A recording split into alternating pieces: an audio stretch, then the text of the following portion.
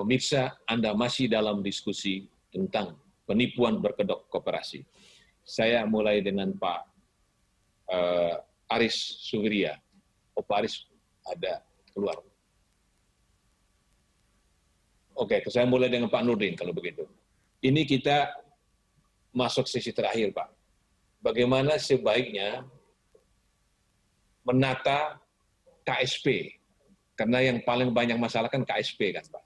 Jangan sampai di masyarakat itu, kalau kita mau buat penipuan, paling bagus pakai koperasi aja, lebih gampang ngambil duitnya.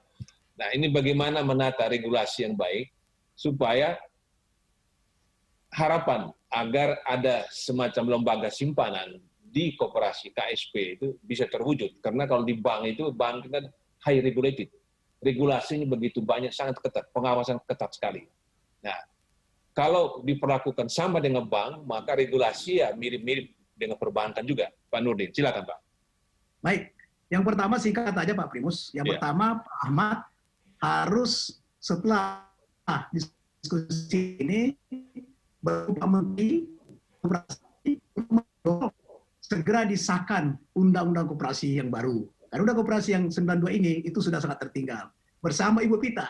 Karena sebetulnya kemarin Undang Koperasi yang sedang dibahas, pasca dibatalkannya Undang-Undang 17, itu tinggal ketok palu Ibu Evita. Di Pleno Komisi 6 sudah selesai, tinggal di paripurna. Tapi karena ada situasi nasional waktu itu ada demo macam-macam tidak berkaitan Undang Koperasi, kemudian ini carryover. Kalau carryover kan berarti tinggal disahkan.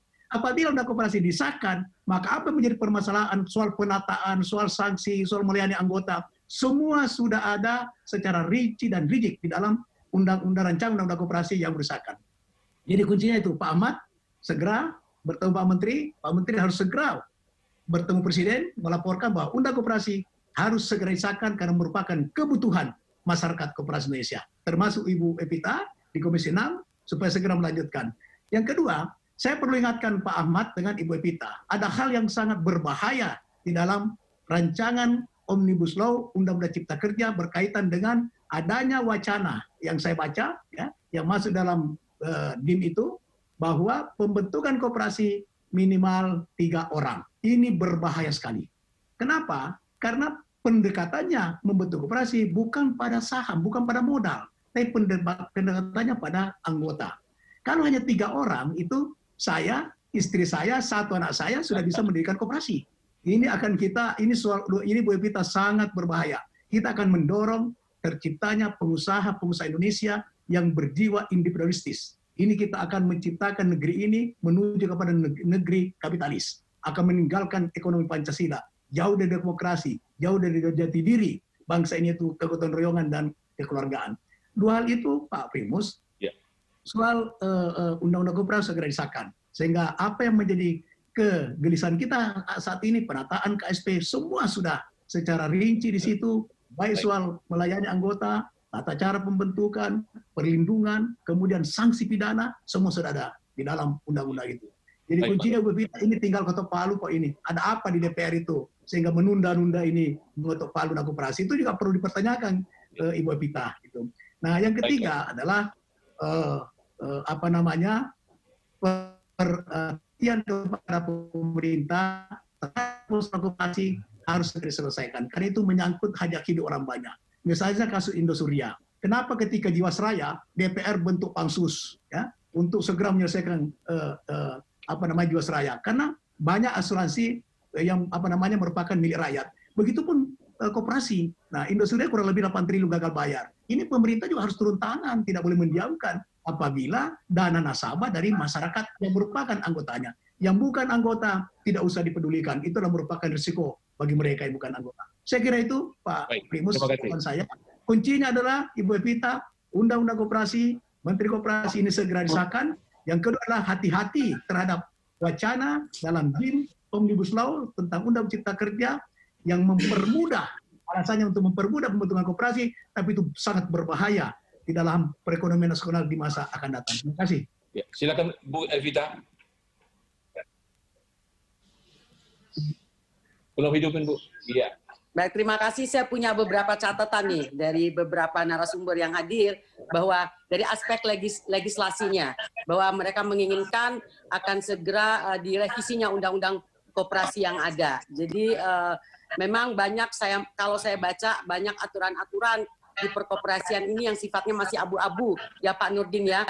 Yang ini yang tadi yang disampaikan di awal oleh Pak Nurdin, ini ruang geraknya ini jadi nggak jelas nih koperasi ini. Kemudian juga apalagi di tengah-tengah pandemik ini tentunya harapan kita ke depan bahwa para koperasi-koperasi ini juga mendapat perlakuan yang adil seperti UMKM ya kan, bahwa kita tahu bahwa banyak keluhan dari teman-teman koperasi. Pencairan pinjaman LPDB itu memakan waktu, mata rantainya itu panjang sekali, lebih susah daripada meminjam uang di bank.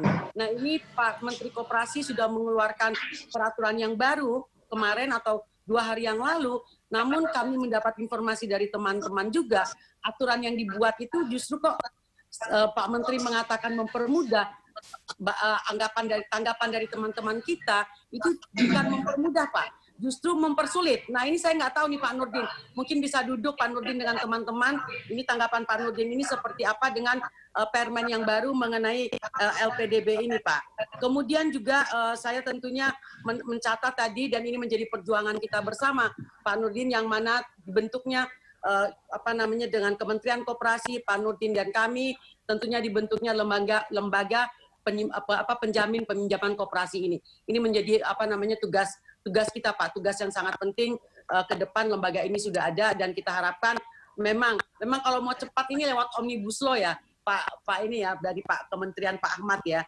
Jadi saya tidak tahu, dan ini Nurdin, ini menjadi perhatian kami juga bahwa memang ada, saya belum baca Pak, tapi katanya memang ada perubahan bahwa untuk membentuk koperasi itu cukup 3 orang ya. Ini menurut saya ya tidak benar ya. Kalau 3 orang ya PT saja gitu, nggak usah koperasi. Masa anggotanya hanya 3? Peraturan yang sebelumnya itu sudah bagus. Kenapa harus dirubah begitu? Nah ini nanti ketika nanti materi ini sampai untuk bahasan di Komisi 6, Omnibus Law ini kan masih panjang Pak.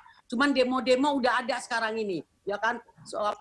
Bubarkan ini, selesaikan. Padahal pembahasan ini masih panjang sekali.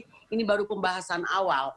Jadi makanya kalau nanti sampai kepada masukan yang akan diminta kepada kami dari Komisi 6, tentunya azas pendirian, keanggotaan dari pendirian koperasi ini menjadi catatan kami Pak Nurdin. Terima kasih. Terima kasih. Bisa setengah menit dari Pak Aris Pak, sebelum terakhir dari Pak Ahmad. Pak Aris, barangkali setengah menit Pak. Harapan. Ya, terima kasih. Saya hanya ingin menghimbau kepada Pak Menteri melalui Pak Deputi dan Pak Nurdin Halid. Saya belum lama ini koperasi yang telah mendapat pengesahannya dari Kementerian Koperasi. Tapi tiba-tiba ada satu ketentuan bahwa kami juga harus mendapat pengesahan dari Kementerian Kumham, sebuah koperasi. Ini yang membuat kami agak sedikit bertanya. Berarti kami ini punya 2 bapak ini. Yang satu Bapak Menteri Koperasi, yang satu Bapak Menteri Kumham. Nah ini kenapa bisa terjadi seperti ini? Ya, sedangkan kami sebagai koperasi sebenarnya yang lebih tahu masalah teknis perkoperasi adalah Pak Menteri Koperasi. Baik, Pak. Nah, ini coba regulasi ini, saya mohon kejelasan dari Pak Menteri dan Pak Ketua Umum Dekopin. Ya.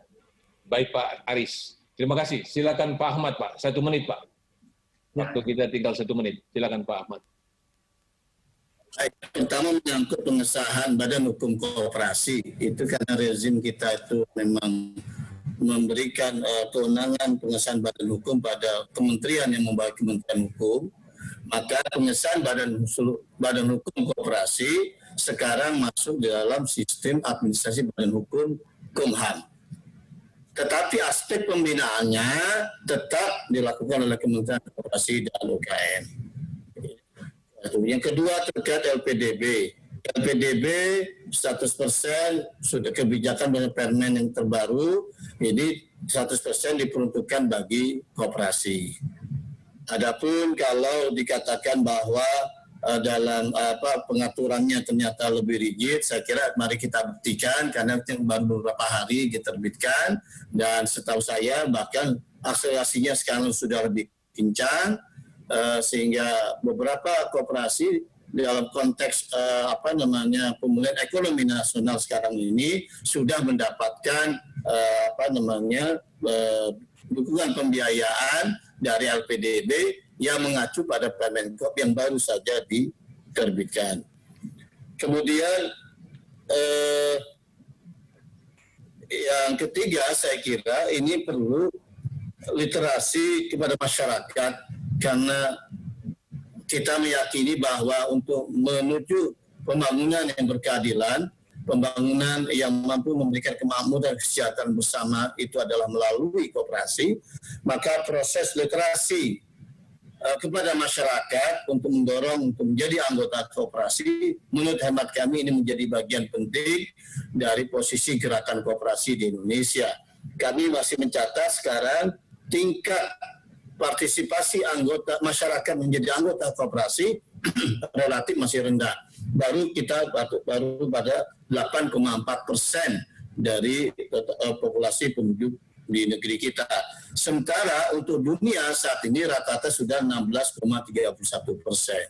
Inilah yang bisa menjawab mengapa kemudian saat ini koperasi belum memenuhi satu harapan sebagai suku guru. Saya kira karena salah satu proses penting yang perlu kita dorong sekarang ini adalah melakukan literasi kepada masyarakat, bagaimana kemudian sebesar-besarnya masyarakat ini menjadi anggota koperasi, jadi kemudian jadi mengkooperasikan masyarakat dan memasyarakatkan koperasi. Mumpung ini hari masih dalam rencana Hari Koperasi Nasional.